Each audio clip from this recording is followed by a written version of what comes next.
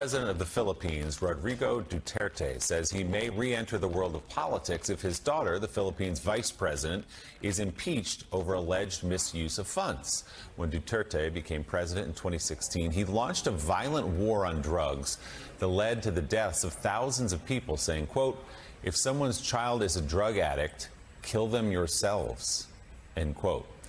2 days later, supporters of a memorial honoring the victims of Duterte's regime broke ground in Manila. Duterte's bloody legacy is the subject of a new book titled Some People Need Killing, a memoir of murder in my country. The New York Times just named it one of the 10 best books of 2023.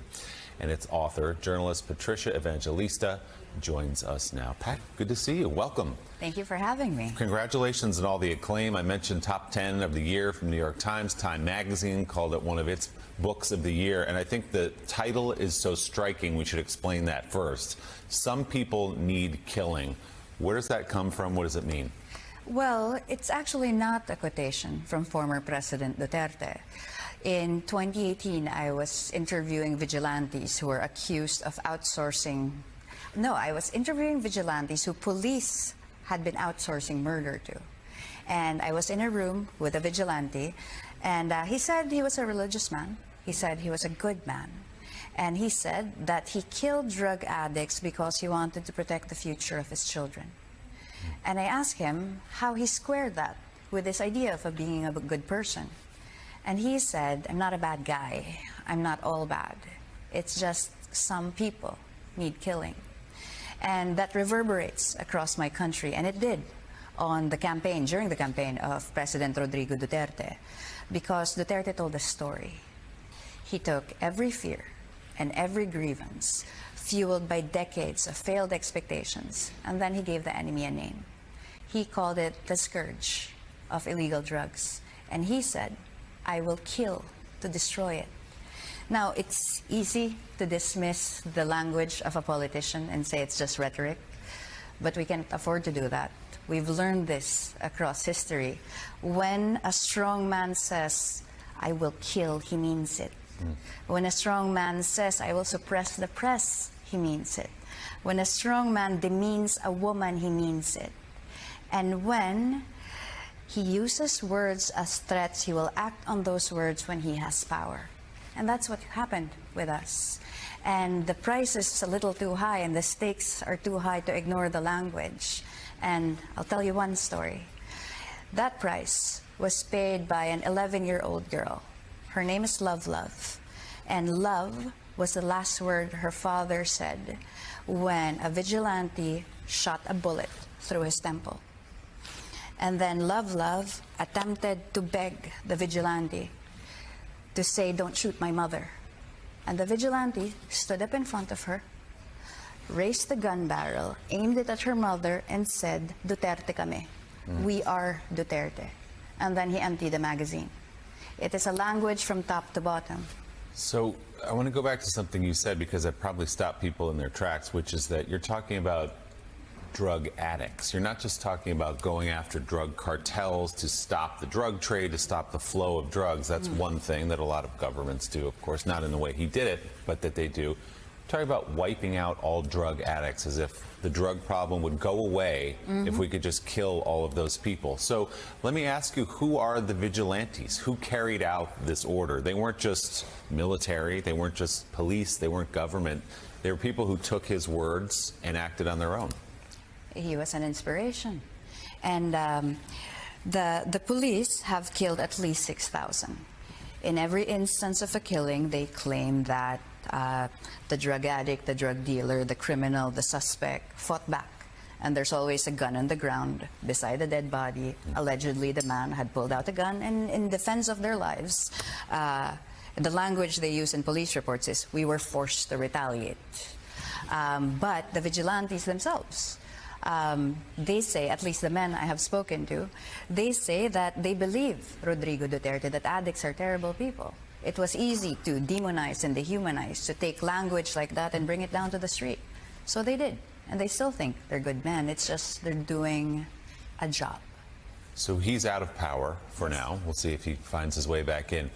Have these death squads gone away? Is this effort over now? people are still dying on the street. Journalists are still dying. You don't have a man standing on a podium saying, kill them all anymore. But the impunity stands. The fear is on the streets. Journalists wonder if it is dangerous to write what they write. So the drug war at the height of it is not the same anymore, but the repercussions will run through generations of children who have walked down the street, saw a body and said, this is normal. The terrible is ordinary now. Jonathan Lemire is in Washington with a question for you, Pat. John? Patricia, good to see you. Congrats on the book. I was in Manila with President Trump on a trip once where he praised these extrajudicial killings of Duterte, and we know he has voiced at least some thought of having a similar policy here in the United States, at least with drug dealers, maybe not drug users. Talk to us, though, about the Philippines of today, where things stand with Duterte, and what possible comeback might he have? Well, President Duterte does like to talk, and he does like his audiences, and he does like the applause, which I think is familiar to many people. There is word that maybe some sort of reckoning. The International Criminal Court has put the Philippines under investigation. There's also some word that President Duterte may run if he decides to. But right now, our president is the former dictator's son, Ferdinand Marcos Jr. His vice president is Rodrigo Duterte's daughter, Sara Duterte. So it's not as if a comeback is necessary for President Duterte. His family is in power. Let's talk about the people who follow him and how he had such a strong following. I read this about Joy. An example of a Duterte believer. Joy's brother and cousins were deep into their drug addiction. They stole from the family to buy meth. Quote, Joy was angry all the way to the day when Rodrigo Duterte finally announced he was running for president. She saw him on television. It was like seeing Jesus. She ran home whenever her husband messaged her that Duterte was on the air, heading straight to the television to hear Jesus speak. She wept every time, replayed every interview, every speech, every clip she could. Jesus would save her. Jesus would deliver her. Jesus understood. Joy also knew what the second D in DDS meant. She was not afraid. Talk about how transfixed many people in the Philippines were. They said, we are Duterte. Duterte kami. So the wonderful thing about Duterte, and I say this as a storyteller, is that he was able to make himself every man, so that every man could be Rodrigo Duterte. He could be hero, he could be Messiah, he can be anything. And he's not special in that. There are charismatic men all over the world who will say outrageous things, who will say dangerous things, but not dangerous enough. They might say, take back the country. They might say, build a wall. They might say, destroy the addicts and protect the future for the children. And then the dial turns a little bit. And maybe they'll say things that are a little more dangerous, but more acceptable, like kill the addicts, kill the journalists, maybe shoot the shoplifters, maybe kill the federal judges. And in the end, we realize, we know that it can happen anywhere, that it is happening everywhere, and that the Philippines is a cautionary tale for what happens when an autocrat can blow a dog whistle and is charismatic enough for the world to follow. And when that happens, people like me, we stand on the street, we count the bodies, we look at the body with his head wrapped in packing tape and a sign beside him saying drug dealer or drug addict. And we ask, how did people let this happen? And then your autocrat will say, all I did was tell a story. And we ought to take those stories very seriously and take their words very seriously. Just a breathtaking book, so well told. It is titled Some People Need Killing, a memoir of murder in my country with, as she says, warnings around the world as well. Patricia Evangelista, congratulations on the success. Hi guys, to wrap it up, yung sa mga sinasabi niya, considered to be the best-selling book. Aywan ko lang, kung nakabili na ba kayo? Kasi ngayon ko lang ito nakikita na ano eh.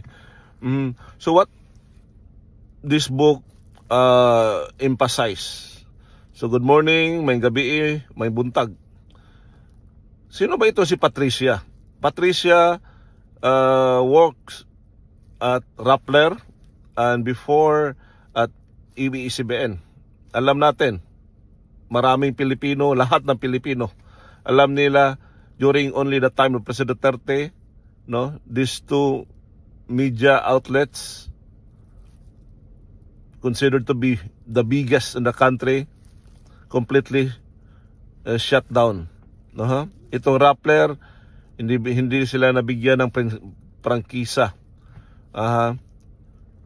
So, in short, merong mga violation. And not coming from President Duterte. No? Nag-ano pa to? Circling around doon sa mga batas natin.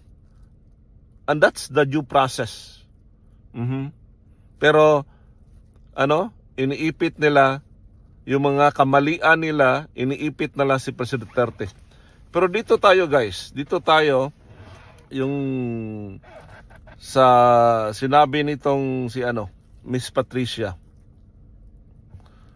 First is, she based her story doon mismo sa mga vigilante. No? Vigilante is not part of the government. 'Di ba? Hindi sila auxiliary. No, government alone hindi binayaran itong mga taong ito. Siguro totoo, merong mga vigilante. But it's easy for anybody to claim, Duterte kami.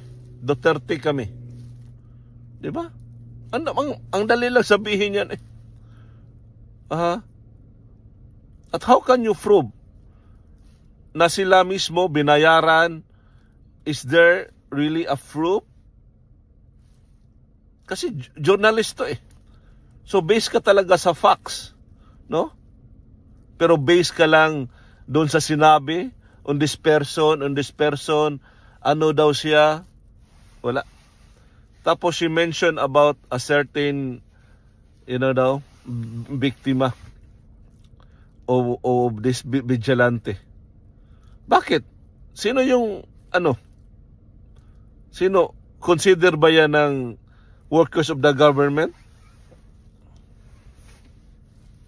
At dito natin makikita guys, no? Kung how she how her stories evolve dun sa book niya. Nakabase ka lang, hindi parte ng gobyerno yung vigilante eh. 'Di ba?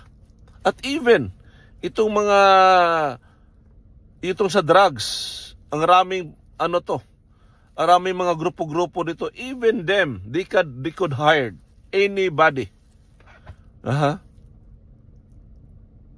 Lalo na because of the supply and demand.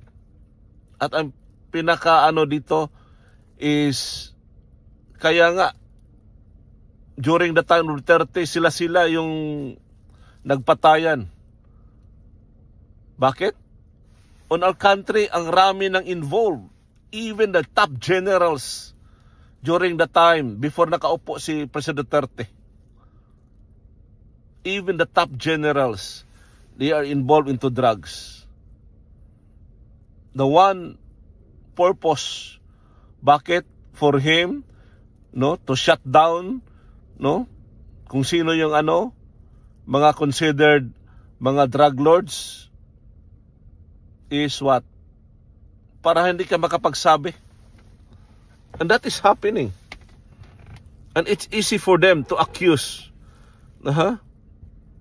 si President Duterte.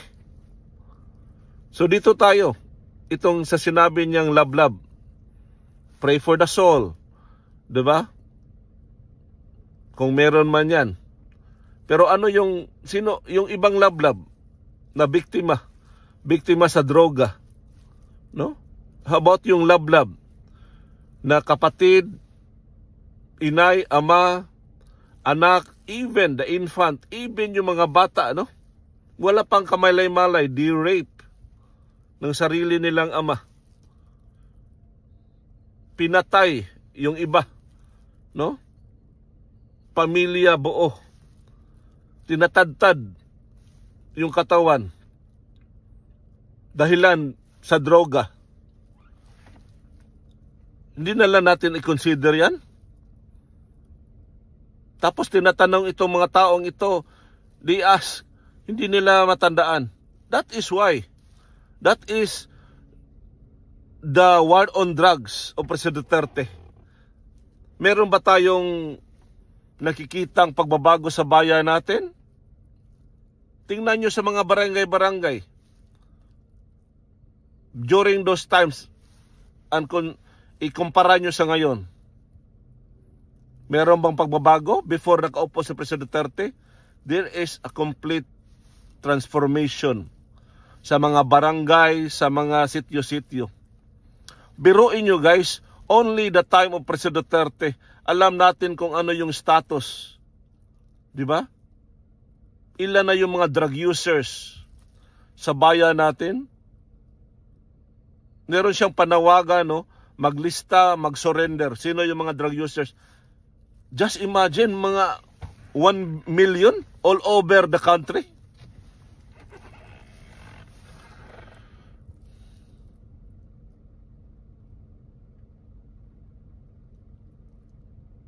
For how many years? Di ba?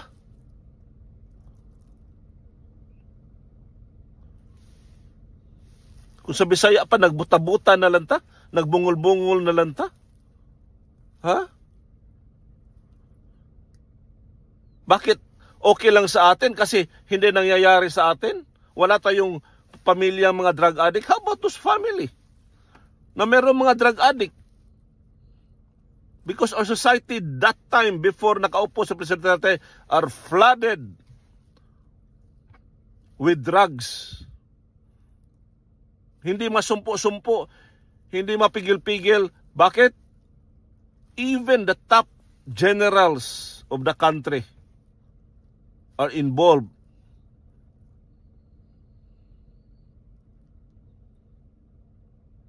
Di ba? Hindi na lang natin i-consider yan?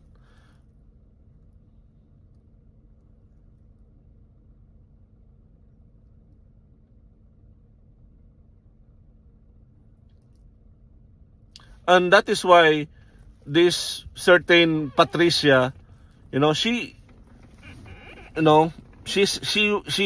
echoing,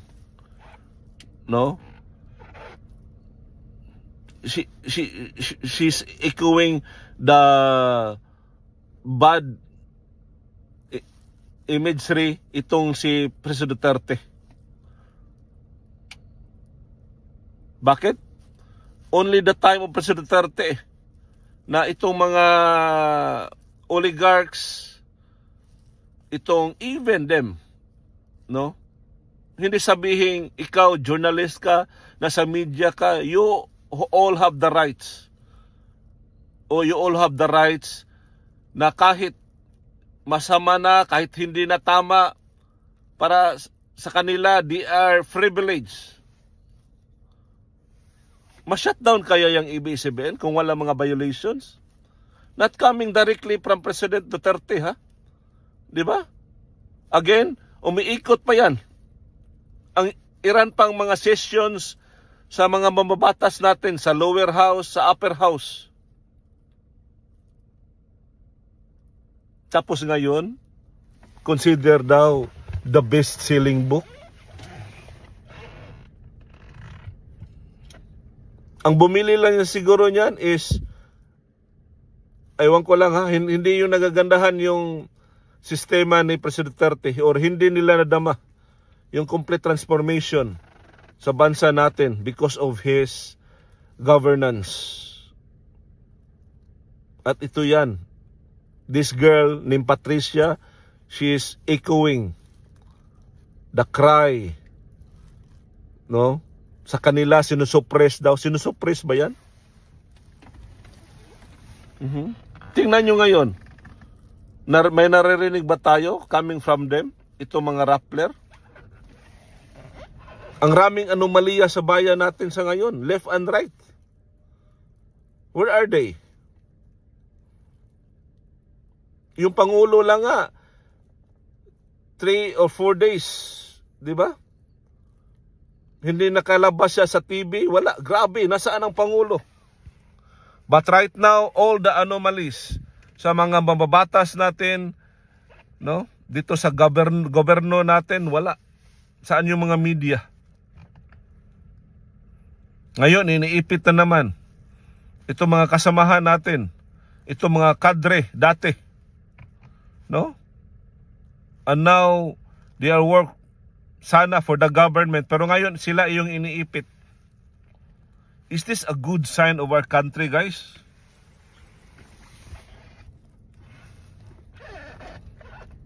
Yung hinihiling ng dating Pangulo na sana may lahad, mailadlad kung sa Bisaya pa, itong mga liquidation ng mga mababatas natin. No? Yung mga funds na para sana sa mga kababayan nating marilita. At least makita natin yung pundo saan binigay, magkano, sino yung naka-award. Pero wala. Kung sa Bisaya pa, butabungal itong mga mababatas natin. No? They are looking for different kind of issues para ano? Para matabunan lang. Itong hiling ng bayan, itong hiling ng dating Pangulo. Meron ba tayong narinig? At ito yon.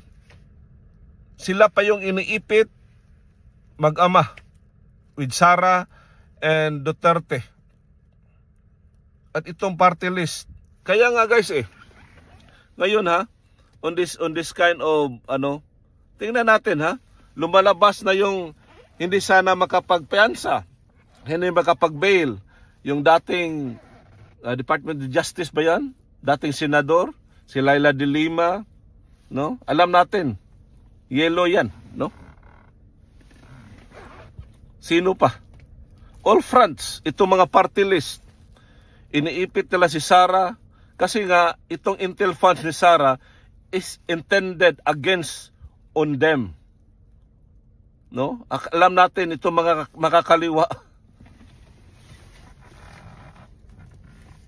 How about yung intel funds ng presidente natin? How about yung intel funds nitong sa Speaker of the House? How about yung intel funds nitong si Tambaluslos?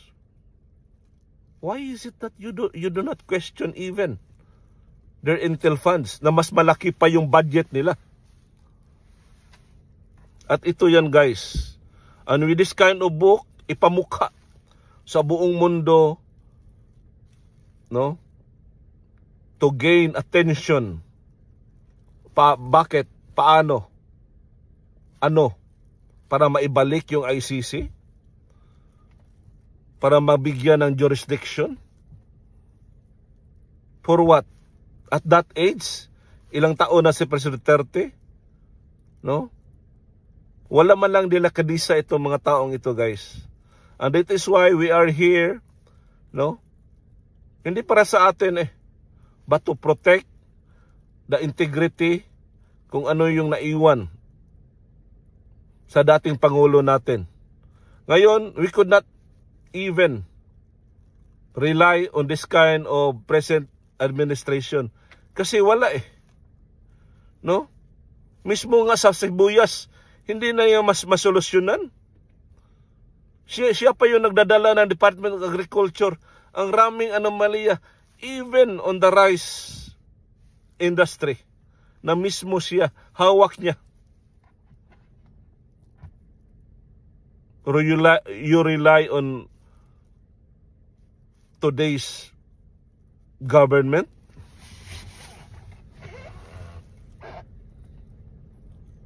Wala. Ang gusto lang nila, makikita natin, biyahe-biyahe ng biyahe. All the pledges. At tutuusin itong mga GDP natin, nangyayari sa bayan natin because of Duterte's good relations in the past. Alam nga namang diretso kang kukuha ng bunga. And only during the time of President Duterte with a good relationship, with the independent foreign policy, all of the countries, the allies and everything gain attention sa kanya and in favoring him. At yun ang liso. At yun, tumutubo ang liso at ngayon na. Sa tingin nyo, sa nangyari sa bayan natin, hindi yan epekto because of President Duterte's Ngayon, pabiyahe-biyahe ng biyahe. We ask for the liquidation, magkano? Kasi pera ng bayan yan eh. Bawat Pilipino, kaparte niyan. Kahit ikaw, OFW, kahit ako, nasa ibang bansa, pinadala natin pera, kaparte tayo yan, guys. And that is why, on today's government, they are attacking the daughter, the father, the party, inside and out. Inside, kasi meron na tayong mga batas, nagsilipatan na. No? Kasi gusto nila, hindi sila ma-question, no? Gusto nila, they are enjoying. Para sa kanila, pribilehiyo nila yan. Kahit kaba ng bayan yan, they are thinking na pribilehiyo sila. Nahiling lang natin, isa-isa sa kanila, no? Magbigay ng saan, ginasta, kanino, at paano. At dito natin malalaman kung ginasta ba para talaga ba sa bayan. That is why, to all the armed forces, no? You have to reflect, sino yung presidente na nagdoble, nagbigay sa inyo ng maraming benepisyo. Not only that, even the hospitals. Only the time of President Duterte. And why is it that I'm doing this? Why is it that this channel focuses, di ba? The good side of President Duterte. Kasi ito lang yung tao, ito lang yung presidente na madama talaga natin, no? To the bones. Pumunta talaga siya sa mga calamity, sa liban niya, yung mga biyahe niya, kasi merong mga incident.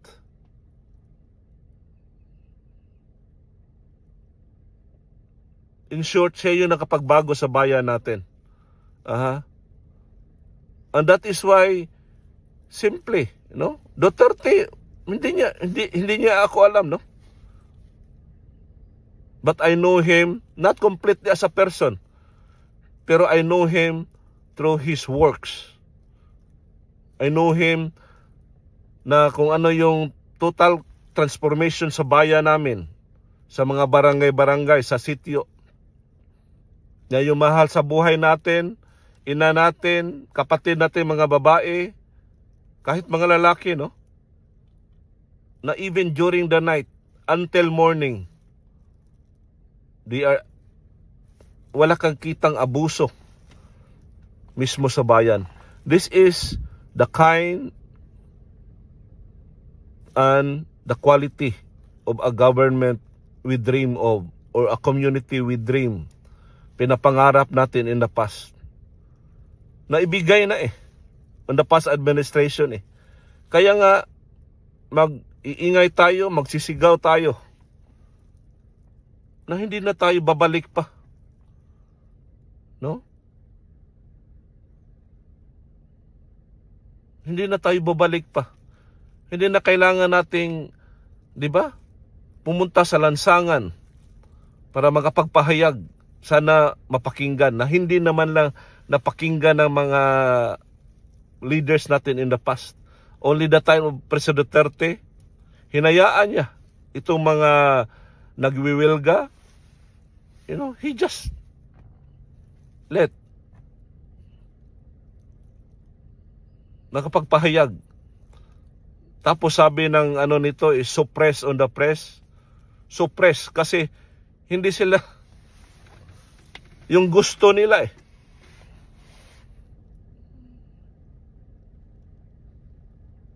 Ito sila number one, hindi natin everyday, number one critics ito sila. Pero ngayon, hindi natin naririnig masyado. Itong mga ano natin, mga media network natin. Ngayon, isa-isang iniipit. 'Di ba? Yung katuwang, yung mga kasama natin sa pagbabago. 'Di ba? Ito si Lorin Badoy, si Eric, mga dating kadre yan eh. And they are sacrificing their life. Ito yun guys. Sa akin lang, balik tayo yung sa libro niya daw, best-selling book. Ewan ko lang. For those hindi nyo alam on what is Philippines all about during the time of Duterte, you should, go to our country and ask, not only in the top, but those people in the streets, in the palengke, on how during the time of Duterte,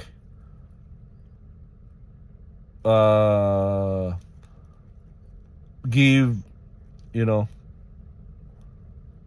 an importance, lalo na yung sa natin, sa mga community natin. Okay guys, so tayo lang yung inaasahan if we want total transformation sa bayan natin to continue on what is the legacy of itong mag-ama. We should protect, we should eco. Kasi ngayon they're building up, coming from all fronts, from left to right, right to left, against kung sino yung nakapagbago sa bayan natin. Tayo, we are not paid. Tayo, genuine tayo. Tayo yung namulat ng mata.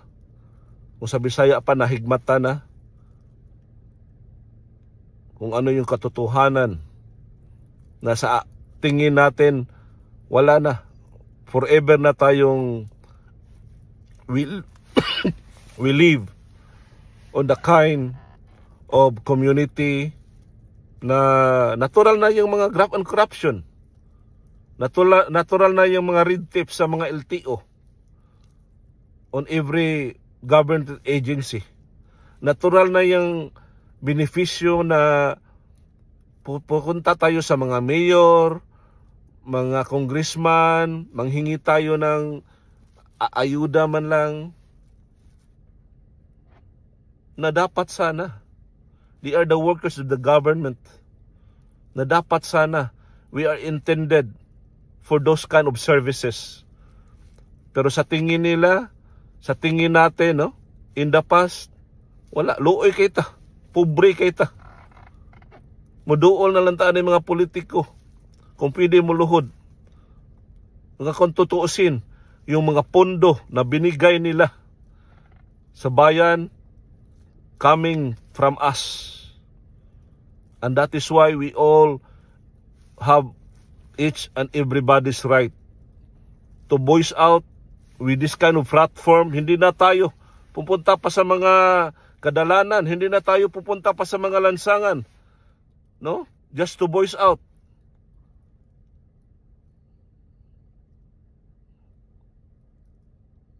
At alam natin, kung may plano, and hopeful pa rin tayo na babalik itong dalawa. Diba? That is why we voice out, we need our voice na kailangan talaga natin ng continuation kung ano yung kaganda natin. Hindi lang tayo nakiisa pati yung kalikasan siguro. 'Di ba? For how many years itong Manila Bay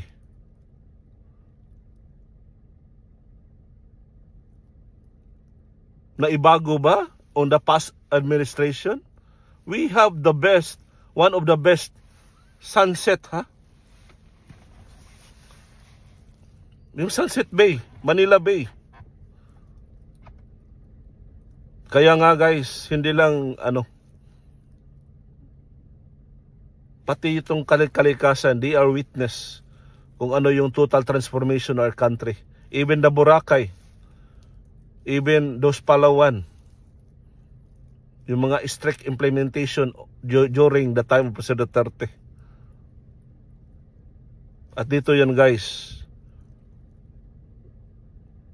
together with me, together with the other vloggers, together with the other mga DDS, we need to speak out.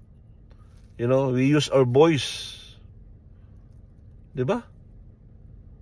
This is a gift na binigay sa atin.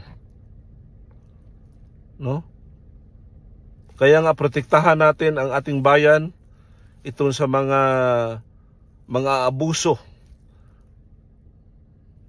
na consider mga mababatas kuno. Pero ang tinitingin lang nila sarili lang interest. Hindi bawat kapakanan ng bawat Pilipino. At ito yun, ipamukha natin sa kanila, to each and every one of them. Now we are here,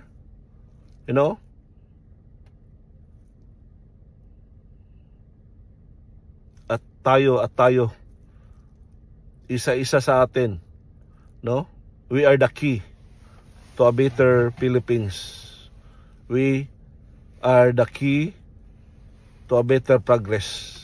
Nasimula na, on the past administration. Hindi na natin hayaan pa, ipamigay yung susi, sa ibang taong sarili lang iniintindi, considered to be mga corrupt. So guys, amping sa kanunay, Kariton Guy, live here in the heart of USA.